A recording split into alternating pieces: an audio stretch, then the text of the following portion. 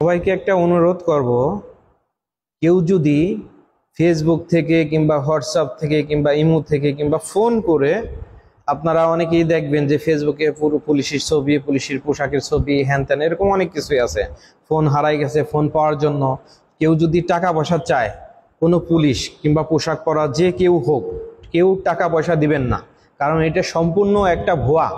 এরা কোনো police officer না, এরা মানুষের সাথে প্রতারণা করে এরকম পুলিশ সাইজা কিংবা কোনো কিছু সাইজা মানুষের সাথে প্রতারণা করে টাকা পয়সা নেয়। এরা কোনো পুলিশ টুলিশ কিচ্ছু না। এই জন্য সবাইকে বলবো, কেউ কোনো টাকা পয়সা কাউকে দিবেন না।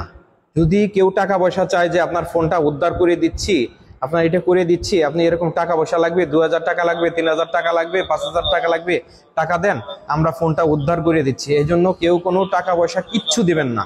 সবাইকে আবারও অনুরোধ করব, সবাই ভিডিওটা শেয়ার করে দিবেন যাতে সবাই দেখতে পারে, আর কেউ যেন এরকম টাকা পয়সা দিয়ে প্রতারিত না হয়। কেউ আবারও বলছি, কেউ কাউকে কোনো টাকা পয়সা দিবেন না। আমার আইডি দিয়ে, আমার পোশাক ছবি দিয়ে কেউ একটা ফেসবুক খুললো, কেউ একটা আইডি খুললো, খুলে দেখাইলো যে এরকম ভিডিও টিডিও এরকম অনেক কিছু দিল, মোবাইল উদ্ধার করা হ্যান ত্যান এরকম, যে পরে 500 টাকা লাগে, 1000 টাকা লাগে। কেউ যদি টাকা চায়, মনে করবেন সে ভুয়া, কোনো পুলিশ না। এই জন্য কেউ টাকা পয়সা কিচ্ছু দিবেন না, যাতে কেউ প্রতারিত না হয়। আমি আবারও সবাইকে অনুরোধ করতেছি, ভিডিওটা সবাই শেয়ার করে দিবেন যাতে কেউ প্রতারিত না হয়।